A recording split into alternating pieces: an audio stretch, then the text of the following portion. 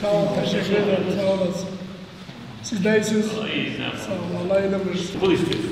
Nüfusun kaç? Çok. Kaç? 4-5 araba taşımalı şeye gidiyorlar. Ha. Her yerde ona sebep olacak. Bunu 3 sene evvel vermiştim bu dile. Şimdi 3-4 sene değil, her sene dile koyuyor. Burada hiç okul yok değil mi? Yok, hiç yok. İlkokulda kaç tane öğrenci var?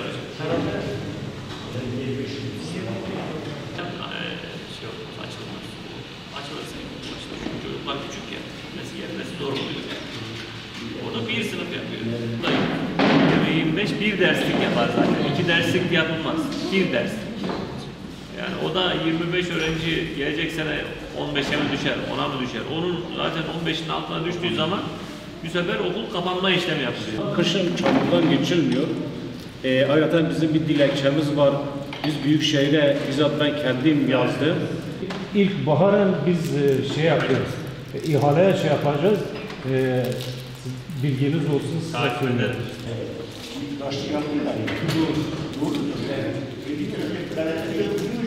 Şimdi caddeler köyler arası caddeler Büyükşehir'in sorumluluğu. Çiftlikler falan var. Gel şurası diyorsun. 3 kilometre. Sayısı da sana fark edilmez. Ya bu seneyi söyle, boş ver. Bak bu sene ben sana söyleyeyim, 70 tane sizin öğrenciniz varmış. Lise dahildir.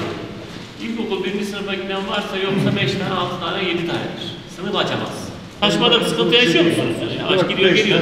Şeyler Turgut Dozan'ın kapı açık. Bizim çocuklar da Haseler bir üstlenmiş, onun bir fotoğrafıyla veriliyor ve hiç sahne çıkma gereğiyle bilmiyorlar. En son askı aşamasında herkes kendi kapısıyla sahasını kontrol ettikten sonra bir itirazınız varsa asıl iş orada dönüyor. Çok selam söyleyin. Hadi Allah'a ısmarladık. Her zaman bekliyorum. Hadi Allah'a ısmarladık. İyisiniz. Dağın dibinde ne güzel köyüm var. Suyun olması lazım. Şebeke suyunu Şu anda akıyor. akıyor ama bu günde 1-2 saat açıyoruz yani. Her 2 saat açıyorsun.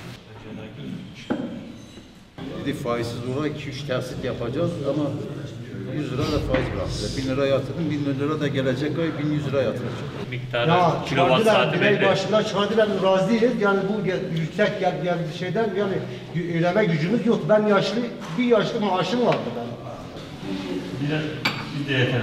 Biz bu kalif petekleri çekmişiz, kazanı Allah almışız. onu Kazan mağdur olursa da durumdayız. bize yardımcı Geçen olsa. taziye o bir perişan. Kazan. Böyle kalifer. Kalifer kazan. Caminin değil mi?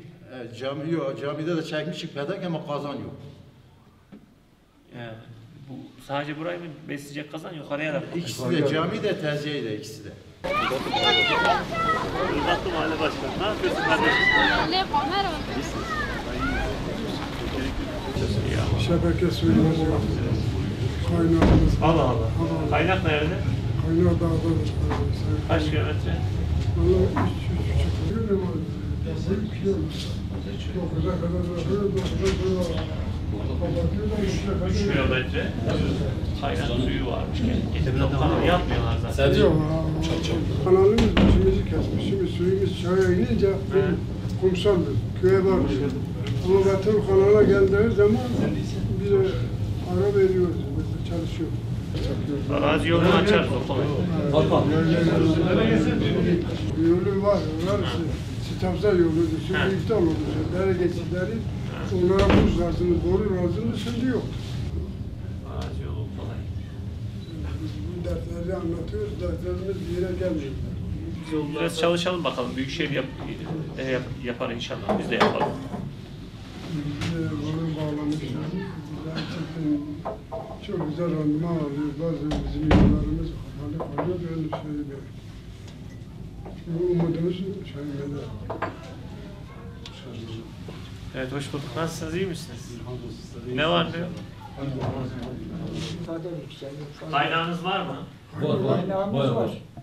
Onu alıp da gelip buraya bir şey yapacaktı, dışarı yapacaklardı. Bir türlü gelemediler. Yani bu köyün sıkıntısı özellikle içme suyu, bir de tarla suyu. Biz bunun için biraz uğraşalım. Öyle söyleyelim. Biz de yatırım programına kaldırmaya çalışalım. İnşallah yapacağımız olur. Yani bir lamba yakıyor, fazla bir şey değil. Orada bu kömür noktasında böyle bu sene dağıtılacak eksik. bu taziyemizi bize eskilimizden diğer Biz bunu ileteceğiz tabii. Daha yukarıdan. Başlığı ben haber verdim. Yani evde topludur diyor, yani yerimde topludur.